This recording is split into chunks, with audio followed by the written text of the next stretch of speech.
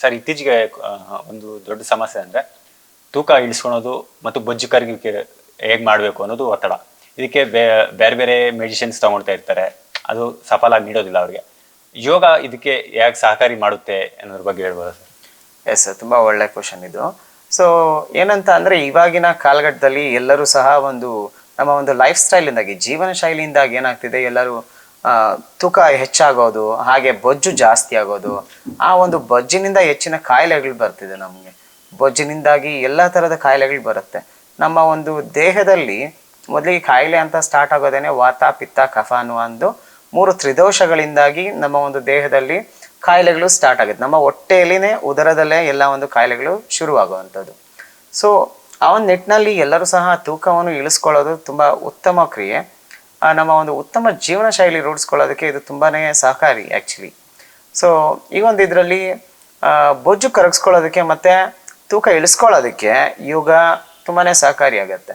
ಮೊದಲಿಗೆ ಏನಾಗುತ್ತೆ, ಈಗ ಒಂದು ಹಂತದ ಒಂದು 2-3 kg ನಾವು ಸ್ವಲ್ಪ ವೆಯ್ಟ್ ನಮ್ಮ ಒಂದು BMI-ಗಿಂತ ಸ್ವಲ್ಪ ಜಾಸ್ತಿ ಇದೆ ಅಂತಂದರೆ ಪರವಾಗಿಲ್ಲ. ಆ ಒಂದು BMI ದಾಟಿ ಇನ್ನೂ ಒಂದು 5 kg 6 kg ಜಾಸ್ತಿ ಆಗುತ್ತೆ ಅಂದರೆ ಅದು ಒಂದು ಲೆವೆಲ್ಗೆ ಹೋಗುತ್ತೆ. ಮತ್ತೆ ಏನಾಗುತ್ತೆ, ಒಂದು 10 kg ಜಾಸ್ತಿ ಇರೋದು ಅದು ಒಂದು ಹಂತದ ಕಾಯಿಲೆಗಳನ್ನ ನಮ್ಮಲ್ಲಿ ತಂದು ಒಡ್ಡಬಹುದು. ಆಮೇಲೆ ಇನ್ನೊಬ್ರು ಏನಾಗುತ್ತೆ, ಇನ್ನು 15-20 kg ಅವರ ಒಂದು BMI-ಗಿಂತ 15-20 30 40 50 kg ಎಲ್ಲ ಜಾಸ್ತಿ ಇರೋದನ್ನ ನಾವೀಗ ನೋಡಬಹುದು. ಸೊ ಈ ಒಂದು ಇದರಲ್ಲಿ ಯೋಗದಿಂದ ಬೊಜ್ಜು ಕರಗುತ್ತಾ ಇಲ್ವಾ ಅನ್ನೋದು ತುಂಬ ಜನಕ್ಕೆ ಒಂದು ಇರುವಂತಹ ಒಂದು ಕ್ವಶನ್ ಇದೆ ಆ್ಯಕ್ಚುಲಿ. ಯೋಗದಿಂದ ಬೊಜ್ಜು ಕರಗಿಸ್ಕೊಳ್ಬಹುದು, ಹಾಗೆಯೇ ತೂಕ ಕೂಡ ಇಳಿಸ್ಕೋಬಹುದು ನಾವು ಆ್ಯಕ್ಚುಲಿ. ಸೊ ನಮ್ಮಲ್ಲಿ ಮೊದಲಿಗೆ ಏನಾಗುತ್ತೆ, ಗುಡ್ ಫ್ಯಾಟ್ ಮತ್ತು ಬ್ಯಾಡ್ ಫ್ಯಾಟ್ ಅಂತ ಇರುತ್ತೆ. ಎಲ್ಲರಿಗೂ ಸಹ ಗುಡ್ ಫ್ಯಾಟ್ ಮತ್ತು ಬ್ಯಾಡ್ ಫ್ಯಾಟ್ ಅಂತ ಇರುತ್ತೆ. ಸೊ ನಮ್ಮ ಸ್ಕಿನ್ ಲೇಯರ್ ಕೆಳಗಡೆ ಏನಾಗುತ್ತೆ, ಆ ಒಂದು ಫ್ಯಾಟ್ ಅದು ಶೇಖರಣೆ ಆಗಿರುತ್ತೆ. ಸೊ ನೀವು ಒಂದು 2-3 ದಿವಸ ಕಾಲ ನೀವು ಊಟ ಮಾಡದೇ ಇದ್ರೂ ಸಹ ನಾವು ಸರ್ವೈವ್ ಆಗ್ಬೋದು. ಯಾಕೆ ಅಂತಂದರೆ ನಮ್ಮಲ್ಲಿ ಒಂದು ಕೊಬ್ಬು ಅನ್ನೋದು ಶೇಖರಣೆ ಆಗಿರುತ್ತೆ. ಅದು ಬೊಜ್ಜು ಅಂತ ಹೇಳೋದಕ್ಕೆ ಬರಲ್ಲ, ನಾವು ಇದರಲ್ಲಿ ಕೊಬ್ಬು ಅಂತ ಹೇಳ್ಬೋದು. ಗುಡ್ ಫ್ಯಾಟ್ ಮತ್ತು ಬ್ಯಾಡ್ ಫ್ಯಾಟ್ ಅಂತ ಇರುತ್ತೆ. ಆ ಒಂದು ಬ್ಯಾಡ್ ಫ್ಯಾಟ್ ಲೆವೆಲ್ ಜಾಸ್ತಿ ಆಗಬಾರ್ದು ಅಷ್ಟೇ, ಅದನ್ನು ನಾವು ನೋಡ್ಕೋಬೇಕಾಗತ್ತೆ. ಸೊ ಈಗ ಬೊಜ್ಜು ಕರಗತ್ತಾ ಯೋಗದಿಂದ ಅಂತಂದರೆ ಖಂಡಿತ ಬೊಜ್ಜು ಕರಗತ್ತೆ. ಒಬ್ಬೊಬ್ರಿಗೆ ಏನಾಗುತ್ತೆ, ಯೋಗ ಸ್ವಲ್ಪ ನಿಧಾನವಾಗಿರುತ್ತೆ, ಮತ್ತು ನಮ್ಗೆ ವಯಸ್ಸಾಗಿದೆ, ನಾನು ದಪ್ಪ ಇದ್ದೀನಿ, ತುಂಬ ಒಬೇಸ್ಡ್ ಇದ್ದೀನಿ ನಾನು ಅಂತ ಹೇಳ್ತಾರೆ. ಸೊ ನಾನು ಯೋಗ ಮೊದಲಿಗೆ ನನ್ನ ವೆಯ್ಟ್ಗಿಂತ ನಾನು 15-20 kg ಜಾಸ್ತಿ ಇದ್ದೀನಿ, ನಾನು ಮುಂದೆ ಬೆಂಡ್ ಆಗೋಕ್ಕಾಗಲ್ಲ, ಹಿಂದೆ ಬೆಂಡ್ ಆಗೋಕ್ಕಾಗಲ್ಲ, ಸೈಡ್ಗೆ ಬೆಂಡ್ ಆಗೋಕ್ಕಾಗಲ್ಲ, ನಾನು ಏನೂ ಮಾಡೋಕ್ಕಾಗಲ್ಲ, ಹೇಗೆ ನಾನು ಯೋಗ ಮಾಡೋದು ಅಂತ ಅನ್ನೋ ಕ್ವಶನ್ ತುಂಬ ಜನಕ್ಕಿದೆ. ಇಲ್ಲ ನನಗೆ ಏಜ್ ಜಾಸ್ತಿ ಆಗಿದೆ, ಇಲ್ಲ ನನ್ನ ಚಿಕ್ಕ ವಯಸ್ಸು, ನನಗೆ ಎಲ್ಲ ತುಂಬ ಏಜ್ ಆದವರೇ ಯೋಗ ಮಾಡೋಕ್ಕೆ ಬರ್ತಾರೆ. ಸೊ ಹಾಗಾಗಿ ನಾನು ಹೇಗೆ ಹೋಗಲಿ, ಎಲ್ಲ ಇನ್ನೊಂದು ಯೋಗ ಕ್ಲಾಸಲ್ಲಿ ಎಲ್ಲ ಹೆಣ್ಮಕ್ಳೇ ಜಾಸ್ತಿ ಇರ್ತಾರೆ ಅಂತ ಯೋಗ ಕ್ಲಾಸಲ್ಲಿ ನಾವು ಹೇಗೆ ಹೋಗೋದು ಅನ್ನೋ ಒಂದು ಮುಜುಗರ ತುಂಬ ಗಂಡು ಮಕ್ಕಳಲ್ಲಿ ಇರ್ಬೋದು. ಬಟ್ ಈಗೆಲ್ಲ ಅದ್ರ ಕಾಣಿಸೋದಿಲ್ಲ, ಬಟ್ ಎಲ್ಲರೂ ಜಾಯಿನ್ ಆಗ್ತಾರೆ ಈಗ. ಆ ಒಂದು ನಿಟ್ಟಿನಲ್ಲಿ ಏನಾಗುತ್ತೆ, ಮೊದಲಿಗೆ ಕಷ್ಟ ಆಗುತ್ತೆ. ಯಾಕೆಂದರೆ ಮೊದಲಿಗೆ ಯೋಗ ಗುರು ಅವ್ರು ಏನೇನೋ ಮಾಡಿ ತೋರಿಸ್ತಾರೆ, ಅವರು ತುಂಬ ವರ್ಷಗಳ ಒಂದು ಪ್ರಾಕ್ಟೀಸ್ ಇರುತ್ತೆ, ಹಾಗಾಗಿ ಅವರು ಎಲ್ಲ ಮಾಡಿ ತೋರಿಸ್ತಾರೆ. ಸೊ ಆ ಒಂದು ನಿಟ್ಟಿನಲ್ಲಿ ಏನಾಗುತ್ತೆ, ನಾವು ಮೊದಲಿಗೆ ನಿಧಾನವಾಗಿಯೇ ಸ್ಟೆಪ್ ಬೈ ಸ್ಟೆಪ್ ನಾವು ತಗೋಬೇಕಾಗತ್ತೆ. ಯೋಗ ನೀವು ಮೊದಲಿಗೆ ಸ್ಟಾರ್ಟ್ ಮಾಡಿದಾಗ ಒಂದು ವಾರದಿಂದ 10 ದಿನಗಳ ಕಾಲದಲ್ಲಿ ನಿಮ್ಮ ಬಾಡಿ ಒಂದು ಸ್ವಲ್ಪ ಫ್ಲೆಕ್ಸಿಬಲ್ ಆಗುತ್ತೆ. ಯೋಗ ನೀವು ಸ್ಟಾರ್ಟ್ ಮಾಡಿದಾಗ 3-4 ದಿನಗಳ ಕಾಲ ಒಂದು ಬಾಡಿ ಪೇನ್ ಅನ್ನೋದು ಖಂಡಿತ ಬರುತ್ತೆ.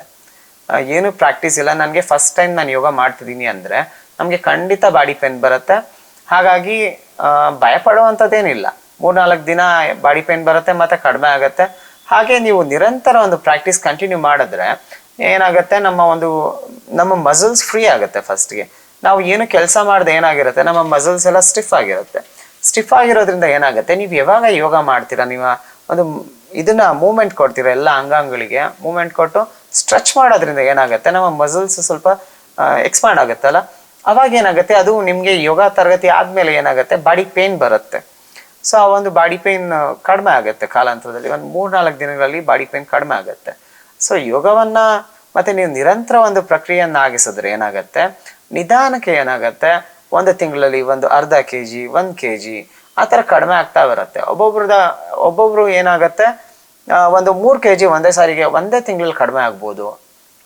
ಹಾಗೇನೆ ಒಬ್ಬೊಬ್ರು 1 kg ಆಗ್ಬೋದು, ಇಲ್ಲ ವೆಯ್ಟ್ ಲಾಸ್ ಆಗದೇನೆ ಇರ್ಬೋದು ಒಬ್ಬೊಬ್ರದ್ದು.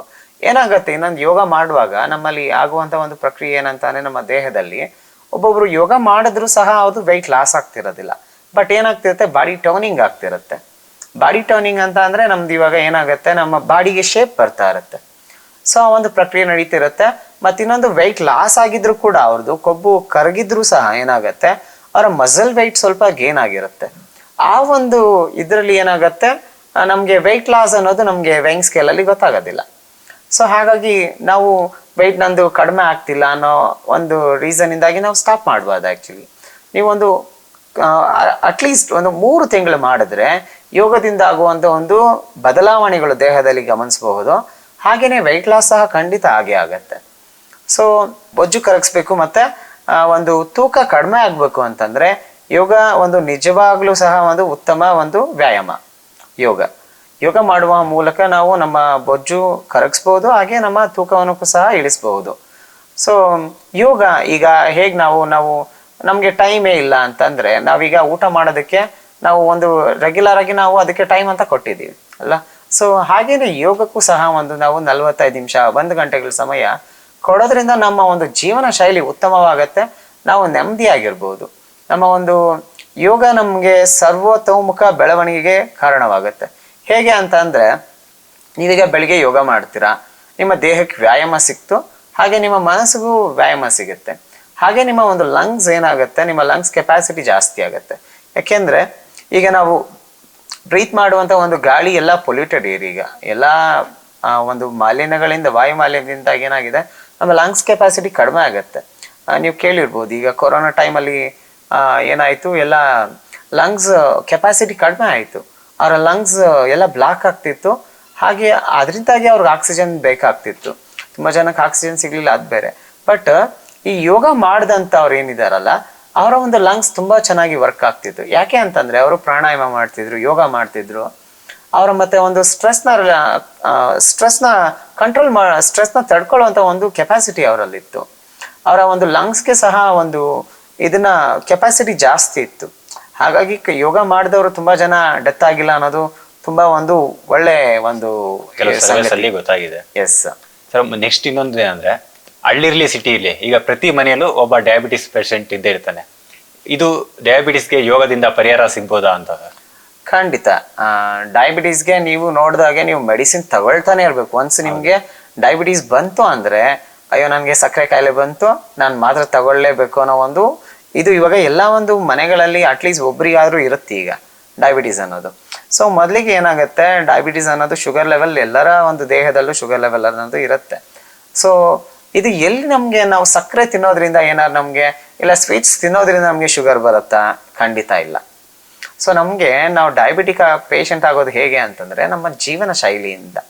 ನಮ್ಮ ಒಂದು ಜೀವನ ಶೈಲಿ ಹೇಗಿದೆ ಅನ್ನೋದ್ರ ಮೇಲೆ ನಮಗೆ ಎಲ್ಲ ಒಂದು ಇದಾಗುತ್ತೆ. ಸೊ ಈಗ ನಮಗೆ ಸ್ಟ್ರೆಸ್ ಜಾಸ್ತಿ ಆಗಿದೆ, ಸ್ಟ್ರೆಸ್ಸಿಂದಾಗಿ ನನಗೆ ಡಯಾಬಿಟಿಕ್ ಆಗ್ಬೋದು ನಾನು. ಸೊ ಆ ಒಂದು ಚಾನ್ಸಸ್ ತುಂಬ ಜಾಸ್ತಿ ಇದೆ.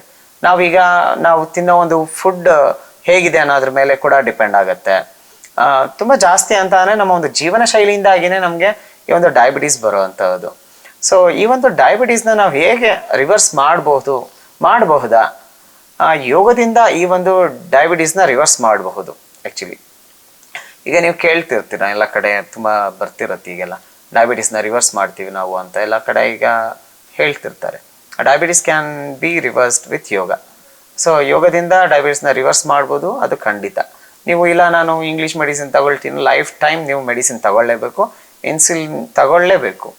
ಸೊ ಏನಾಗುತ್ತೆ, ಡಯಾಬಿಟೀಸ್ ಹೇಗಾಗುತ್ತೆ, ನಮ್ಮ ಒಂದು ದೇಹದಲ್ಲಿ ಯಾವಾಗ ನ್ಯಾಚುರಲ್ ಆಗಿ ಆ ಒಂದು ಇನ್ಸುಲಿನ್ ಏನಿದೆ ಅಲ್ಲ, ಅದು ಯಾವಾಗ ಪ್ರೊಡ್ಯೂಸ್ ಆಗೋದಿಲ್ಲ, ಆವಾಗ ನೀವು ದೇಹಕ್ಕೆ ಎಕ್ಸ್ಟ್ರಾ ಇನ್ಸುಲಿನ್ ಕೊಡಬೇಕಾಗತ್ತೆ. ಸೊ ಆ ಒಂದು ನಿಟ್ಟಿನಲ್ಲಿ ನಾವು ಯೋಗವನ್ನು ಮಾಡೋದ್ರ ಮುಖಾಂತರ, ಯೋಗದಲ್ಲಿ ಪರ್ಟಿಕ್ಯುಲರ್ ಆಗಿ ನಮ್ಮ ದೇಹವನ್ನು ತಿರ್ಚಿ ಮಾಡುವಂತಹ ಒಂದು ಆಸನಗಳ ಮುಖಾಂತರ ನಾವು ಒಂದು ಡಯಾಬಿಟೀಸ್ನ ರಿವರ್ಸ್ ಮಾಡ್ಬೋದು. ಈ ಒಂದು ಪ್ರಕ್ರಿಯೆಯಲ್ಲಿ ನಿಧಾನ ಆಗಬಹುದು. ಒಬ್ಬೊಬ್ಬರಿಗೆ ಒಂದು 6 ಮಂತ್ಸಲ್ಲೇ ಬೆನಿಫಿಟ್ ಸಿಗ್ಬೋದು ಯೋಗದಿಂದ ಡಯಾಬಿಟೀಸ್ಗೆ, ಒಬ್ಬರಿಗೆ 1 ವರ್ಷದಲ್ಲಿ ಡಯಾಬಿಟೀಸ್ಗೆ ಒಂದು ಪರಿಹಾರ ಸಿಗ್ಬೋದು. ಬಟ್ ಖಂಡಿತ ಡಯಾಬಿಟೀಸ್ಗೆ ಯೋಗದಿಂದ ಪರಿಹಾರ ಸಿಗುತ್ತೆ. Thank you sir. ಇಷ್ಟೊತ್ತು ನಮ್ಮ ವೀಕ್ಷಕರಿಗೆ ಯೋಗದ ಬಗ್ಗೆ ಮಾಹಿತಿ ನೀಡಿದ್ದಕ್ಕೆ ಧನ್ಯವಾದಗಳು.